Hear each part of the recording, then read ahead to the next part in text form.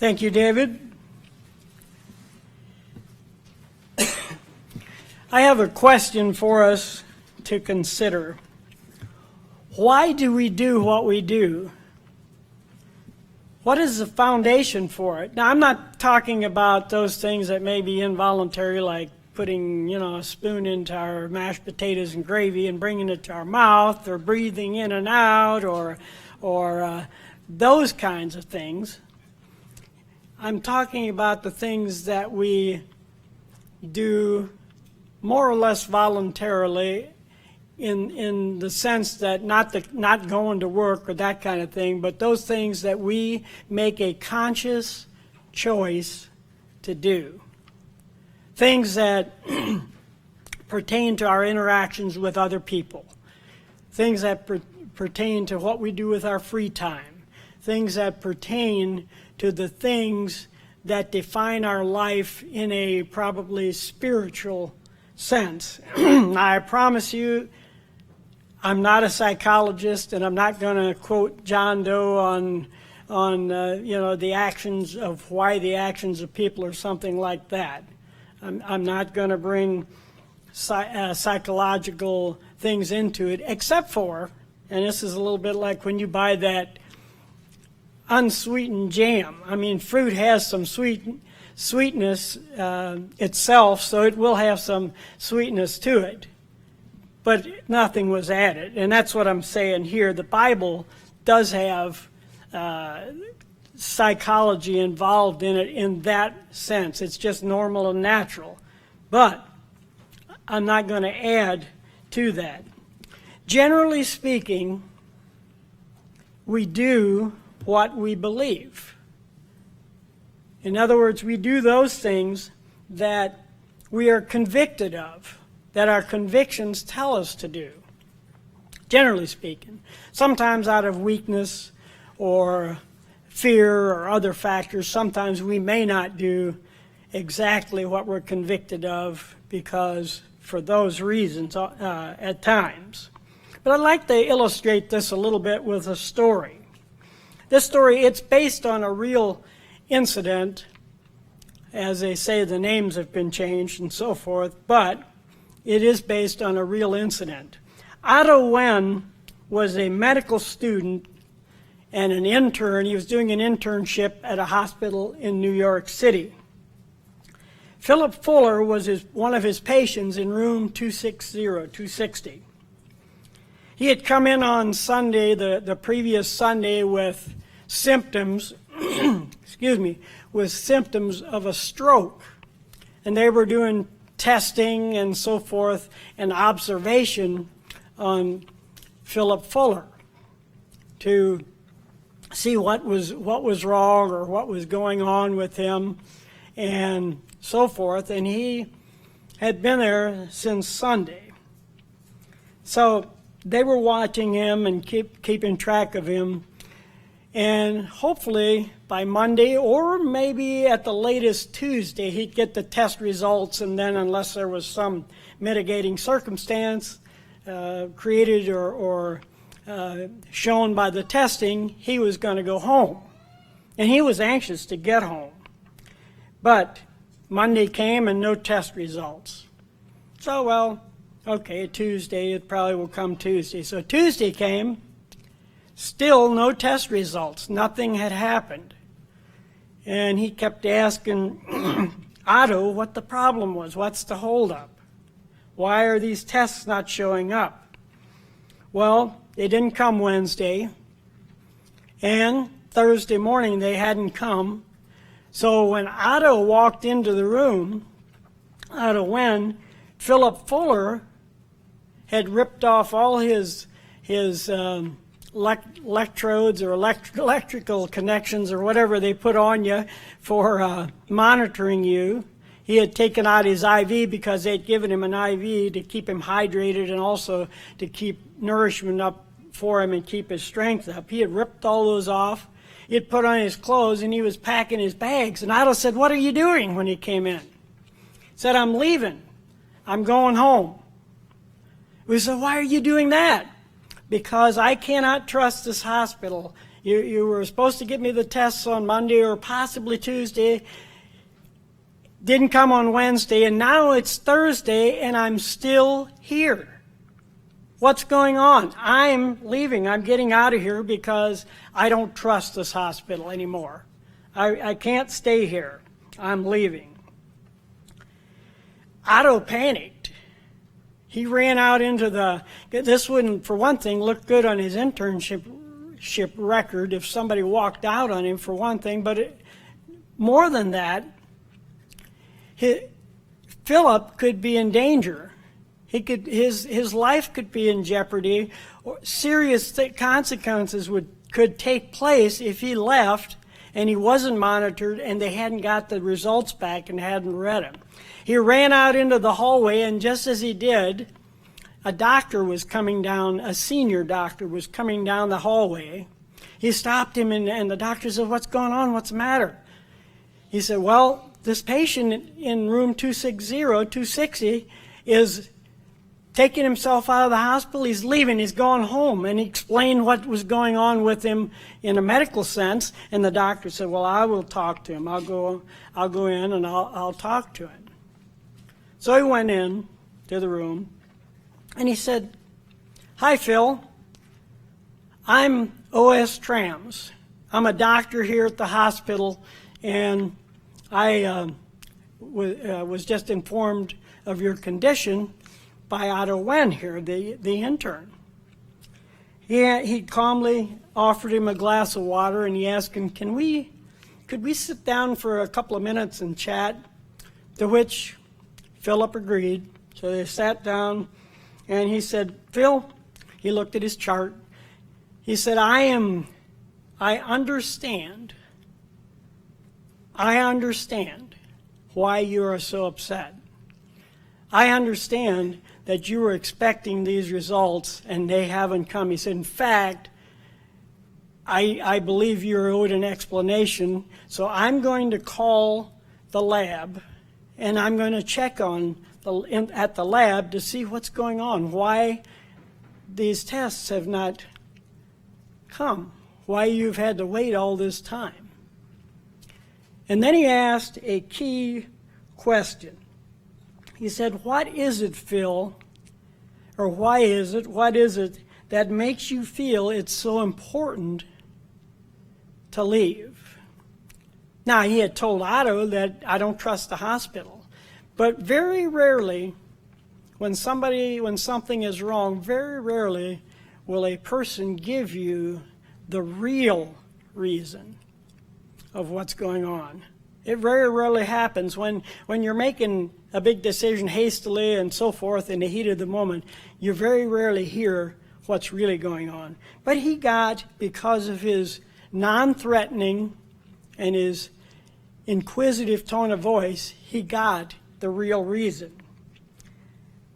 Philip Fuller told him the real reason. He said that he had promised the widow next door that he would put a ramp in for her so that her mother, who was coming for Sunday dinner this coming Sunday, so that she could get in the house. And he was not fulfilling his obligation. He had promised her, and it was now Thursday, and it still hadn't been done. He had promised that he would do that for her. Well, Dr. Trams said, he said, "You know what?" He said, "I might have a solution." He said, "I have a man that's putting a deck on my house, on the back of my house, and there's no timetable on it." He said, "I can easily just have him go over to this lady and to put in a ramp for her, and he can have it done at least in a day probably, or maybe a day and a half, and it'll be ready for your mother-in-law, or for your mother rather, on Sunday." Problem solved, situation diffused. The patient stayed because he had taken the time to listen to him, and he had taken the time to provide a solution. We recently talked about neutralizing fear with faith. To neutralize is to render something ineffective or harmless by applying an opposite force or effect. And that's exactly what happened here. Philip Fuller had a belief system that when he made a promise to somebody, that he had to keep it. He was going to keep it. Now, belief and faith are pretty much synonymous. Belief in the English dictionaries will tell you the same thing. That's confidence, conviction, trust. Belief is that, and so is faith. Both of them are very much synonymous. And Philip had given his word. He had given his bond that he was going to do this. And his conviction said, his belief said, his faith said that he had to do that for the neighbor and to get that done. He had promised, and he was willing to step out in faith into the unknown to do this for the neighbor lady, the widow neighbor lady. He was willing to take that risk that could endanger his life because he had made a promise, and he was convicted that he needed to keep that promise. Now, faith, as the Bible indicates, is a talent given to us by God. And it is. But it's not a full-blown talent. It's not a full-grown, fully developed talent. In Matthew, the 25th chapter, and we won't go there, but we'll just refer to it. You can read it sometime if you haven't, but you probably have. It's a pretty familiar section of Scripture. Matthew, the 25th chapter, it talks about the 10 virgins, and then it talks about the traveler who had gone away and had given 5 talents to one person, 2 talents to another, and 1 talent to a third person, and how they were supposed to multiply or increase those talents. Well, faith is one of those talents that we're tasked with and expected to develop. We're expected to strengthen it. It's expected that it will grow as we go. But how can we strengthen and develop our faith? What's the way to do that? How can we do that? In Hebrews, the 10th chapter, and we will start there, Hebrews 10, in verse 38, it says, "The just shall live by faith." And that's taken from Habakkuk, or Deuteronomy and Leviticus, we pronounce that all the time, but Habakkuk we don't pronounce all that often, so it may be a little more vague as to the exact correct pronunciation. I recently heard a fellow was talking to a Hebrew speaking person of faith, and he was talking about Nehemiah, and the person said, "Nehemiah, is that in the Bible? What's that?" And he showed him where it was. He said, "Oh, you mean Nehemiah," which may be the Hebrew way of pronouncing it. And that's a little bit like Habakkuk. We won't go there, but that's where this comes from. The just shall live by faith. When we think about faith, we're right here. We usually think of one of the first things we think of is Hebrews, the 11th chapter. So we'll just stay right here, and we'll get right on down to Hebrews, the 11th chapter. The just, and verse 38, "Now the just shall live by faith, but if anyone draws back, my soul has no pleasure in him. But we are not of those who draw back to perdition or destruction, but of those who believe to the saving of the soul."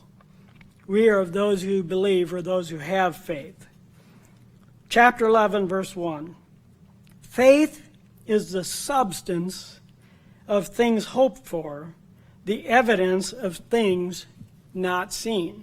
Now, those words are a little religious sounding, but what they mean, faith is the foundation of things hoped for. It is the confidence or the conviction. It is the conviction of things not seen. Faith is the confidence of things hoped for, the conviction of things not seen. We're convicted of things that we don't exactly know about. We have evidence, but we're not, since we've never done it, we believe that the sun is going to come up tomorrow morning because it always has. But since it hasn't come up, we sort of take it on faith or belief. That's what we believe. We haven't seen it come up yet tomorrow morning, but it will. Verse 2, for by it the elders obtained a good testimony. By faith we understand that the worlds were framed by the word of God, so that the things which are seen were not made of things which are visible. We were talking a week or so ago about that things break down into particles so small and so tiny that eventually, as matter gets broken down, it does become invisible. God created it, and then he used those invisible parts and put together and created the earth, created the world, the things that we do see. Here in this chapter, there are quite a number of people that are listed as being faithful, people of faith. Abel, for example, he was basically the first faithful person when he offered an offering to God that God accepted. And Enoch, going on down through, Noah was a faithful person. Abraham was a faithful person, as were Isaac and Jacob, and Abraham's wife Sarah, Isaac's mother, and so on. As we read down through here, we read accounts and little snippets of their life of a number of people, Joseph, and Moses, and Rahab. And we come down all the way down to verse 32. It said, and what more shall I say? The writer of Hebrews, who is believed to be Paul, but there was no author given, so it has to be style of writing and what he's talking about and so on is taken into account to determine that it probably was Paul. He said, what more shall I say? What else is there to say? The time would fail me to tell of Gideon and Barak and Samson and Jephthah, and also of David and Samuel and the prophets. Well, these people, some of them at least, Barak, Samson, Jephthah, and even Gideon, are not the first people who would come to my mind when I'm thinking of faith. So I thought we could take a case study, and we're going to look at the life of Gideon, or not the whole life, but a particular section of Gideon's life, a case study, if you will, and look at it and see what we can learn about faith and Gideon and strengthening our faith, keeping it growing, so to speak. In Judges, the 6th chapter, 6 through 8, is where most of the information is about Gideon, at least in this particular setting, the information that we want to look at. In the 6th chapter of Judges,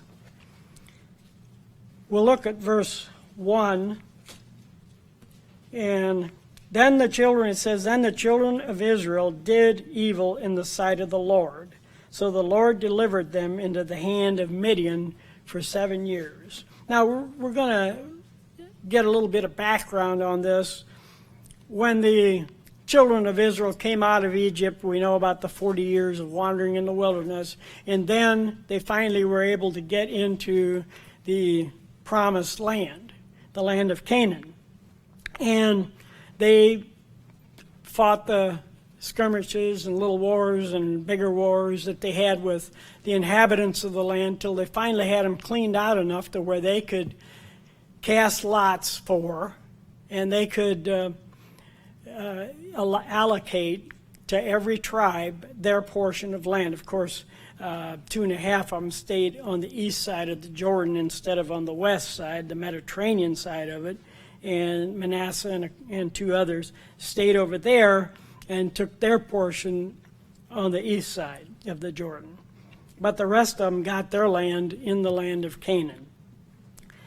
They were doing well, quite well, as long as Joshua was alive. Now Joshua, as you probably remember, was the fellow that the person that was leading the charge after Moses. And when they came into the promised land, because Moses couldn't get in, wasn't allowed to go into the promised land, then Joshua took over.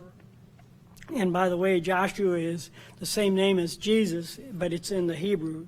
Jesus is the Greek word for Joshua. But anyway, be that as it may, in Judges 2, turning back just a couple of chapters, when Joshua had dismissed the people, this was after the wars were over and everything had settled down. He dismissed the people, and the children of Israel went each to his own inheritance to possess the land. It says in verse 7, so the people served the Lord all the days of Joshua and all the days of the elders who outlived Joshua. So for quite a period of time, because Joshua died when he was 110 years old, for quite a period of time, there was peace, and they settled down and so forth, and they served the Lord. But in verse 10 it says, another generation arose after them that did not know the Lord or the work which he had done for Israel. And the children of Israel did evil in the sight of the Lord and served the Baals. Now, this is something that happened over and over and over again through the entire life of Israel in the history of the Bible. They would have a period of peace, and they would serve God, and then for one reason or another they started into idolatry, and they started falling away from God, and so on and so forth. And that's what happened here. And it says, verse 13, they forsook the Lord and served Baal and the Ashtoreths, which the nations around them, and that's who it was that they were following, those nations that lived in the land of Canaan. Just as they had Egypt, when they came out of Egypt, they were steeped in the ways of the Egyptians. Here they started serving the gods of the Canaanites, the Baals and the Ashtoreths, who did hideous things, a lot of sexual misconduct, all the way down to even sacrificing their children on altars of fire. And God hates those things because they lead away from his way and his plan. It says, though, that even though they did this and then they suffered for it, in verse 16, nevertheless the Lord raised up judges who delivered them out of the hand of those who plundered them. And that's what Gideon was. He was one of the judges. In fact, he was the one that came after a lady, Deborah, who was a judge also.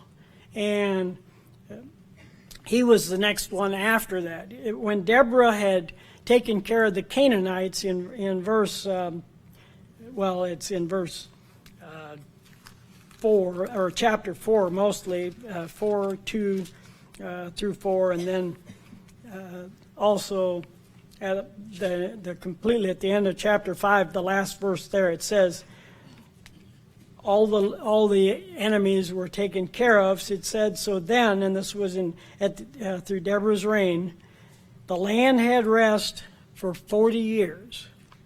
Deborah was righteous, and they lived in peace as long as they were serving God. That's where we get the chapter 6, and in verse 1, where they did evil again in the sight of the Lord, and for 7 years the Lord delivered them into the hand of the Midianites. Now Midian was one of the sons of Abraham also, so he was a distant relative to these, very distant relative to these people. He was from a wife that he married after Sarah. When she died, he married Keturah, and Midian was one of his sons, one of 4 sons that he had. So they were harassing him, the Midianites and some of the other peoples from the east, it says. And for 7 years, they were causing issues. And it says here that the Midianites came up to the land. They were like Bedouins. They were nomads. They wandered around they were from the east of the Jordan, but they wandered around in the desert and so forth. It says that they had come up with their livestock and their tents, coming in as numerous as locusts. I don't know if you've ever seen a swarm of locusts, but in the fall, something that might be similar. It's not as there may be not as many as there were early on in when people, the white Europeans, first came to this country. There were flocks of birds that were so thick that you couldn't see the sky. It blocked out the sun. But in the fall, when the birds congregate to migrate, it would probably be a little bit like that. It said they came in like swarms of locusts. Both they and their camels were without number. They were camel jockeys. They were they rode on camels, and camels were a very good method of transportation in that particular type of environs because they had broad, wide hoofs. They were tall. They were up to 9 feet tall. They could travel fast over inhospitable territory, and they're famous and well known for the fact that they can go for days without water because they have some type of pouches in their stomach where they drink a lot of water and it stays there and they use it as needed, and somewhat food too. So camels were perfect for traveling around in that hot, sandy, desert type environment. So that's what they used, and they were also pretty fast. But what happened? 7 years they were being plagued by this. They were without number, innumerable it says, and they would enter the land to destroy it. That was their purpose, to harass the Israelites, destroy it, take what they wanted and head out somewhere else. But it happened time after time after time. The Israelites would sin and they would go after other gods. Then they would cry out to the Lord. In verse 6, Israel was greatly impoverished because of the Midianites, and the children of Israel cried out to the Lord. Well, God heard. God would hear them. First, he sent them a prophet. And this prophet, the prophet's not named, but this prophet told them what the problem was, why they had so much trouble, why the Midianites were coming in, overpowering them, and why this was happening to them. He gave them the reason why, and he said it's because you have turned away from God and you're no longer serving God, you're serving the Baals. So, but he didn't offer us a solution other than to turn and serve the Lord. Then in verse 11, starting in verse 11, Gideon comes into the picture. He had an encounter with God. And Gideon was a man probably in a lot of ways like we are. He got scared. He was afraid when he was threatened, and he obviously got hot when he was hot out, and he had the similar feelings and similar thoughts that we were. He did not like discomfort. He did not like the fact that the Midianites were oppressing them. It said, now the angel of the Lord came in verse 11 and sat under the oak tree, which was in Ophrah, which belonged to Joash the Abiezrite, while his son Gideon, and Gideon, by the way, his name is sort of funny. The definition of his name is sort of funny. It means tree feller. Not like, hey, this feller is coming for dinner, but like a tree, somebody that cuts down trees. And it indicates warrior is what it means, what the basis for that is. But Gideon was thrashing his wheat in the winepress. Now, why was he doing that? The winepress is a cistern hewn out of rock below the ground. Normally, when you're thrashing wheat, or when they did it at that point, they'd be thrashing it on a flat rock up high somewhere, so the wind would carry off the chaff. They'd throw the kernels of wheat in the air. The chaff would blow away, and the wheat kernels would fall back on the rock. And that's how they did the thrashing. Thrashing is hot, dusty, dirty work, and I can tell you that from experience. We used to do that, and it's usually in the hottest time of year, July, from the beginning of July, well, probably more like the middle of July to early August is when most of the thrashing gets done. And that's just when summer is at its hottest. And so that's probably what he was doing. But he was down in this wine press doing it. And why was he doing it down there? In order to hide it from the Midianites, because they would come, they would take everything they had. If they caught him threshing, he would be lucky to leave with his life, and not, he wouldn't leave with any of his grain, because they would take it all. But now his encounter starts with God. He said this angel had come and sat under the oak tree, and the first thing he says is sort of a curious statement. The Lord is with you, you mighty man of valor. Now, as you read on through here, you wonder, why did he call him you mighty man of valor? I would think it would be an anticipation of what he was going to do and not for what he had done.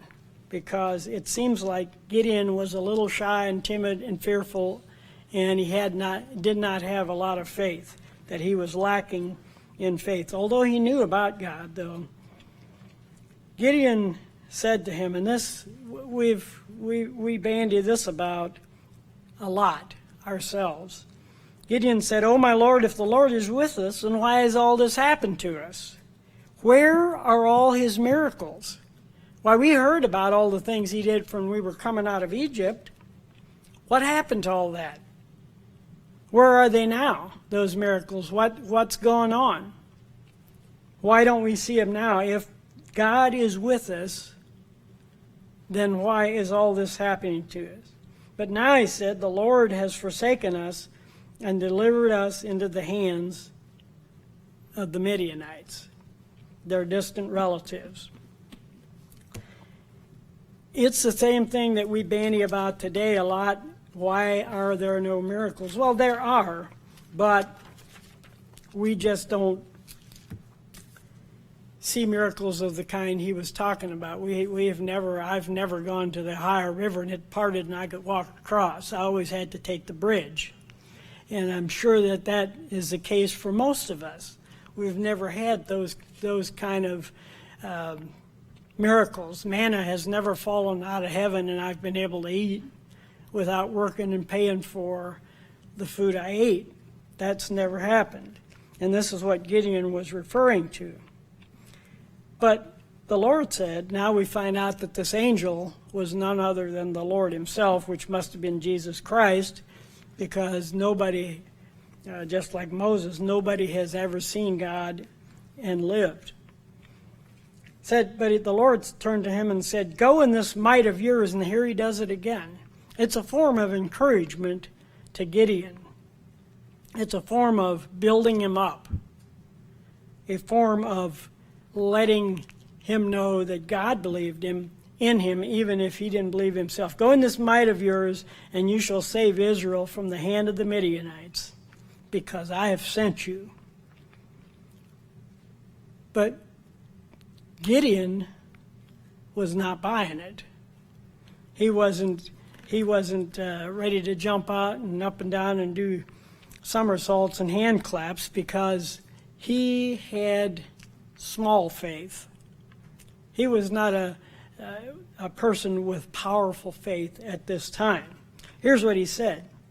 "My Lord, how can I save Israel? My clan is the weakest in Manasseh." He was a Manassite. "And I am the weakest or the least in my father's house." So he was the weakest, he thought, of the weak. And how am I going to be able to do this? Well, the Lord told him, "I'll be with you. I will be with you."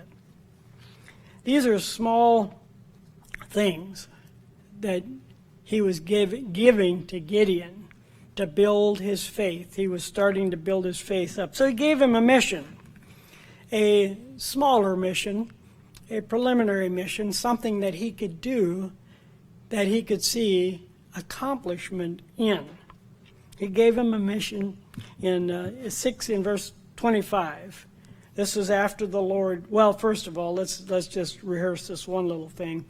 Gideon, and this is usually a sign of weak faith, Gideon asked for a sign. So the angel from the angel, so that he would know for sure that this angel was actually from the Lord. He said, I'm going to go get some food for you. And so he went, killed a goat, cooked the meat, made some unleavened bread, and had some broth. And he brought the broth in a pot and the meat in a basket. Came back, because the angel had promised he'd stay there. And the sign he showed him, he said, put the meat on the rock here and the unleavened bread, pour out the broth. So he did. The angel took his staff, touched the meat, and a little bit like Elijah when he asked for fire to come from heaven, the rock burst into flames, consumed the meat and the unleavened bread, and I'm sure that Gideon was impressed. It was an impressive act, but now he had another problem. He was afraid that because he had seen God, that God would kill him. But God, in his mercy, did not do that. Now, in verse 25, here is the mission. You are to take your father, the bull, one of your bulls from your father's herd, and you are to take it and you are to tear down the altars of Baal, your father's altars of Baal. And these were very important to these people by this time. They shouldn't have been, but they were. They'd been for 7 years, they'd been building altars and worshiping Baal and making sacrifices to Baal and so forth. And he said, tear those down, build an altar in their place, use the wood from the shrines that they had made to Baal, take those, make a fire, and put this bull on the fire and sacrifice it. So they did, but he was still fearful, which he probably should have been, and he did it at night so that he wouldn't be caught. The next morning, all the people said, what happened here? Who did this dreadful deed, tore these things down? And he had taken 10 men with him to do this job, to accomplish this, Gideon had. So one of them must have been ratted him out and told the neighbors that it was Gideon. And so they, of course, they wanted to kill him. The idea was, we're going to kill him for this. But Gideon's dad, to his credit, stood up and he said, look, if these are gods, they can speak for themselves. Why kill Gideon? They can speak for themselves. Just let them speak for themselves, make their own defense. And if they want to kill Gideon, they can. Well, of course, we know the outcome of that story. Nothing happened. And Gideon survived that. So here was a little mission that the Lord had given Gideon that turned out okay. That was positive. It was a small faith builder for Gideon. He had a little bit of success. And his faith could grow because of that. But Gideon had a much bigger mission to come. The angel of the Lord gave him a lot bigger mission, which he had already articulated when he first came, that you're going to save Israel from the Midianites. So that was the next in verse 33 of chapter 6. All the Midianites and the Amalekites, people of the east, gathered themselves together, and they crossed over and they encamped in the valley of Jezreel. Jezreel is up in the northern part of West Manasseh. If you could look in the back of your Bible, if you have a map in there that shows the allotment of the 12 tribes, you'll see that western Manasseh has a little, sort of a little spur that sticks up into Issachar, and that's where the Jezreel Valley was, right there on the border between Issachar and West Manasseh. And they had come over, all the Amalekites, or not the Midianites and the Amalekites had come over to camp in that area in a valley. So the Spirit of the Lord came on Gideon. He blew the trumpet, and sure enough, he was able to gather some of the people of his tribe, the Manasseh together. And he also sent messengers to Asher, Zebulun, and Naphtali, and they also came, and they all gathered together there.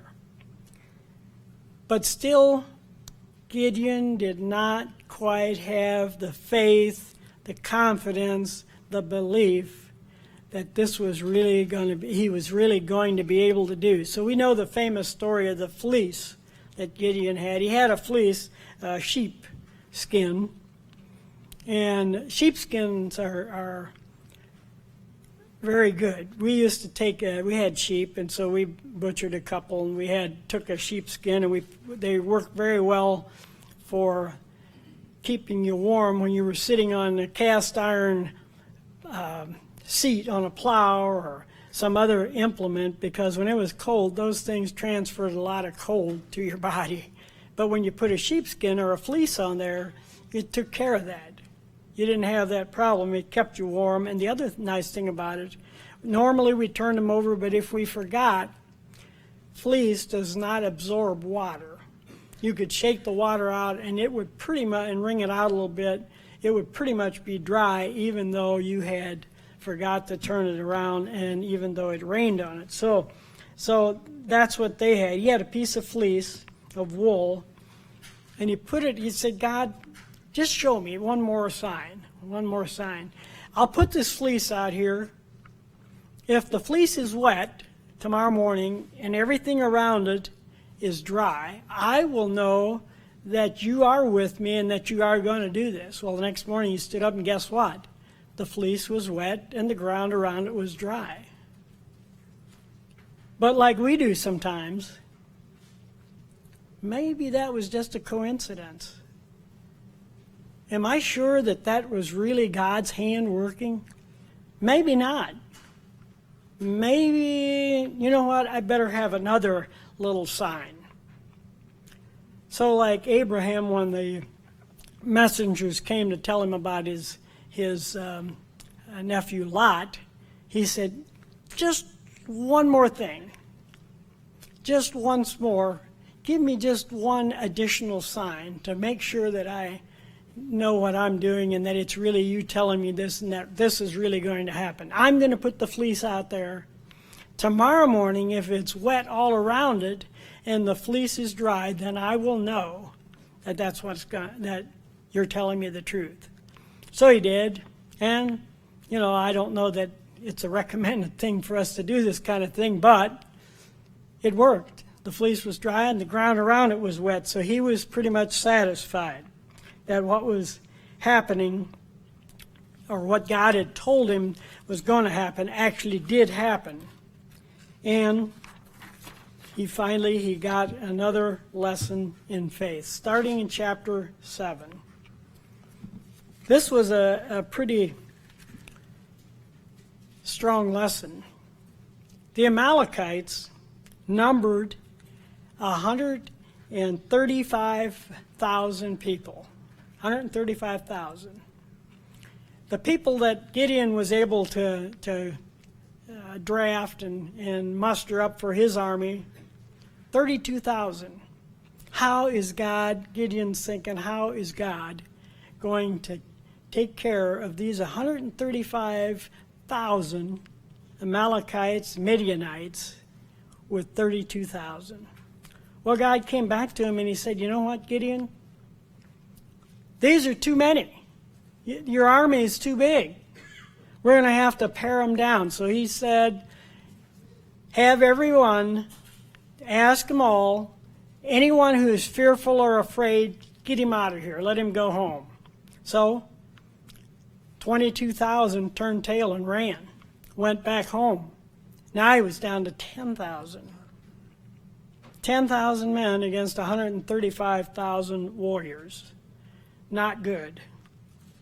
Not the kind of odds that any of us would like. We certainly wouldn't go to Vegas with those odds, that's for sure. But God said, it's still too many. You still have too many people. 10,000 people are too much for you to go to war with. So guess what happened? He said, I got another little test for you. He said, go down to the water and do this little test. Everybody that gets down on their knees and drinks out of the water that way, have them go to one side, and then everybody else that stands there, grabs water and brings it up to their face and drinks it that way, have them step to another area, keep them separated. So he did that. 300 of them drank water out of their hands. 90, what would that be? 99 or 9,700 of them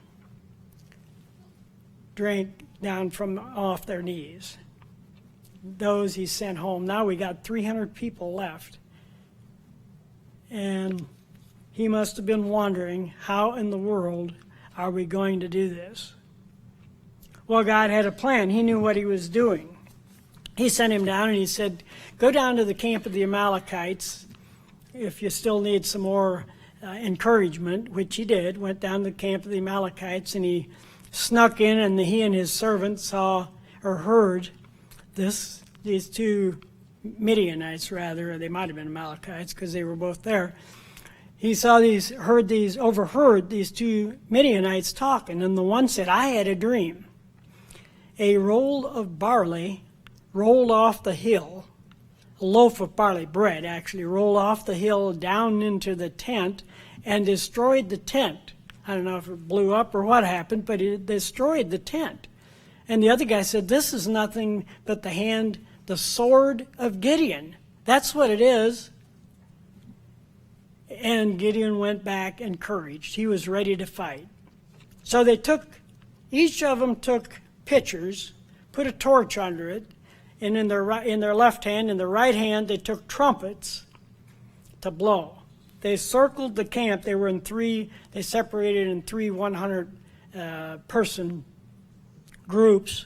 They circled the camp, and then all together, they smashed the pitchers so the torches could be seen, and with the other hand, they blew the trumpets. Well, the Amalekites and the Midianites thought that they were surrounded by great armies, and they turned on each other, and they killed a lot of people that day. They killed 120,000 people just among themselves. 15,000 fled. And Gideon and his men, and then he called some of the Ephraimites and a few other tribes, and they pursued him. And the bottom line was, they ended up killing every one of them. In chapter 8 and in verse 28, the final result is mentioned. It says, the Midianites were subdued before the children of Israel, so that they lifted their heads no more, and the country was quiet for 40 years in the days of Gideon. So Gideon accomplished, or God, through Gideon, accomplished what Gideon knew that he couldn't do himself. And the indications are that as Gideon went along, he got stronger and stronger. Now, how does Gideon's story help us, though, to strengthen our faith to live by? The title of my message is Faith to Live By, but how is that going to help us? When we first encountered Gideon, he was not very faithful. He had very little faith. He didn't have much belief. He was timid. I am weak. Not only am I weak, my clan is weak, and I'm the weakest of my clan, of my father's house, who is part of this clan. How am I supposed to be able to do anything and to take care of the Midianites? But as the saying goes, God does not call the prepared. He prepares the called. When we first came into this way of believing, we were probably like Gideon when he started out. We weren't that prepared. Didn't have that much faith. But as we went along, our faith grew. Like Gideon, God encouraged us. He kept telling Gideon, "You mighty man of valor." You know, encouraged him by saying, "Take your might and do this and do that." God does that to us as well. We have people here in the church that are great encouragers. We might talk to somebody every week or any week and be encouraged just because we talk to them. There was a lady that I used to love to talk to, and she, years ago in the church, because I always felt stronger and more encouraged when I left services and church because of that lady, because she talked to you and there was just something about it. She had the gift to encourage people. But things happen to us that encourages us, just like they did to Gideon. Things happen that strengthen us, that strengthen our faith, strengthen our beliefs. Miracles, the unleavened bread on the rock, the fleece, those miracles that he saw strengthened his faith. And I know that every one of us could look back in our life and we could cite a miracle, whether it was our calling, whether it was some other thing that happened to us. Every one of us has some things that we could look at and say, you know, that was a miracle. That was a miracle in my life. I'll tell you one of mine. In July of 2013, I was coming through Baltimore, Maryland, and I was coming home. It was either a Thursday or a Friday, and it was around noon, day like today, a nice sunny day. And I got on Interstate 70, I got to Hagerstown, Maryland, and I was right smack dab over Interstate 81 that goes north and south. Interstate 70, as it does through here, south in Columbus, goes east and west. And I got there, and all of a sudden, without warning, there were no taillights, no anything to say this or to alert me to it. Traffic was at a dead stop. Everything was at a dead stop. And I almost hit the vehicle in front of me. But I got stopped in time, and just as I stopped, somebody else behind me, an SUV with pulling two motorcycles on a trailer behind it, pulled up behind me. Another vehicle had I was in the right lane. Another vehicle had pulled up just about the front fender. A small black car had pulled up to the front fender of my car. At that moment, I looked in my mirror. There was a semi coming full blast that had not seen that traffic was stopped, and he was right behind us.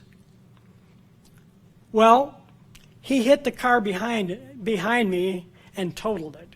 But just as he was ready to hit it, and I don't know how this possibly could have happened without him upsetting his trailer, he did a little S maneuver, got into the next lane. And I had already lowered myself and was bracing for impact because I just knew he was going to hit me. And he was going to hit the person behind me. And I thought this could be it. He went flying by me. Debris and dust was flying everywhere. He hit the fellow in the little car in front of me, spun him around a couple of times, flipped him over, and he landed right in front of me with on all four tires. Blew out all his windows. He demolished two other cars in the same lane. He got over and he crushed an SUV up against the rail, the side rail of the bridge. Took him 45 minutes to get people out of there, out of that SUV.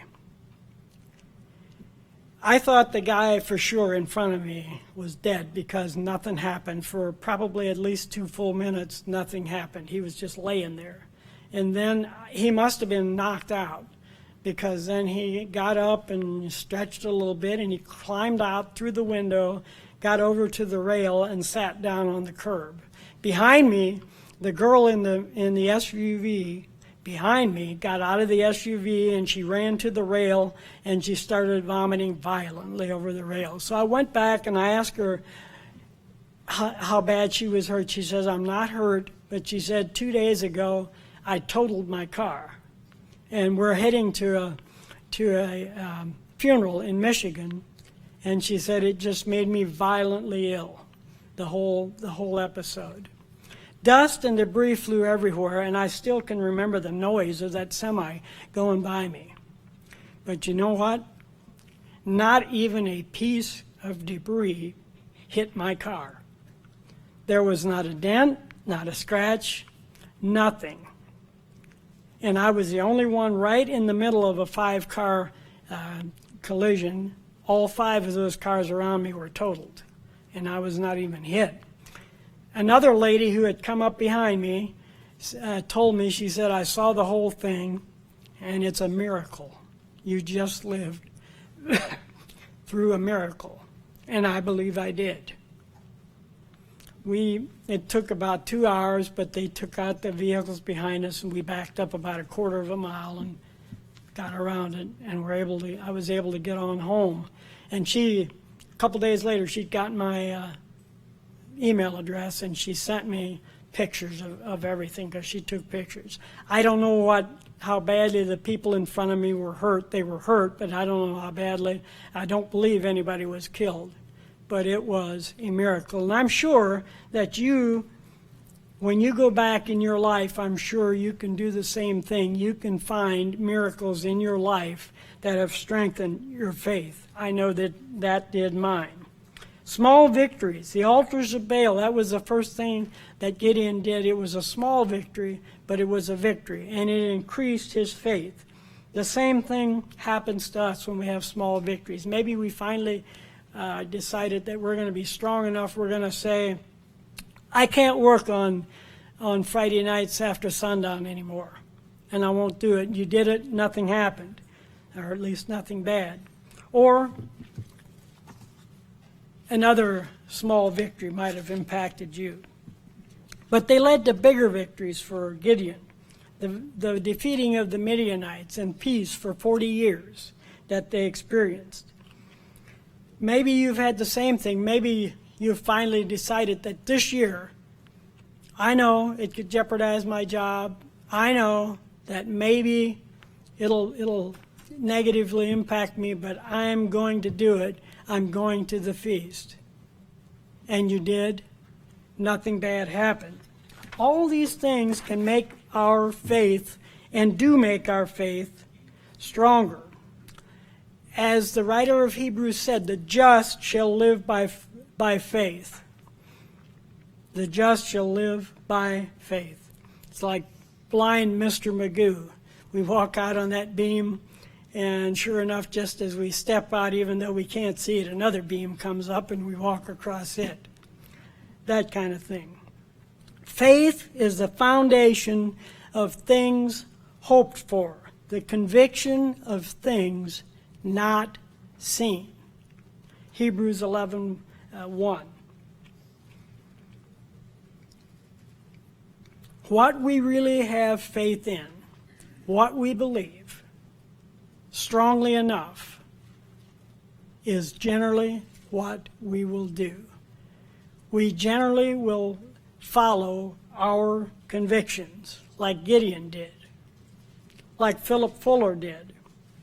Actions generally follow faith. As James said, you show me your faith without works, and I'll show you my faith by my works. What I will do, I will show you by my works. For our final scripture, let's go back to Hebrews, the 11th chapter.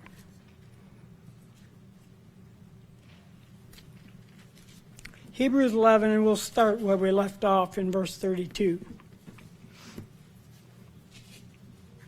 Again he said, "What more shall I say? For the time would fail me to tell of Gideon and Barak and Samson and Jephthah, also of David and Samuel and the prophets, who through faith subdued kingdoms, worked righteousness, obtained promises, stopped the mouth of lions.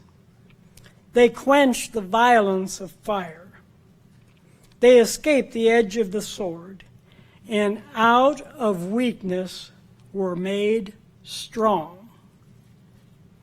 That's what we can become. That's how, if we keep strengthening our faith consistently and constantly, that's what will happen to us. Out of weakness, we will be made strong.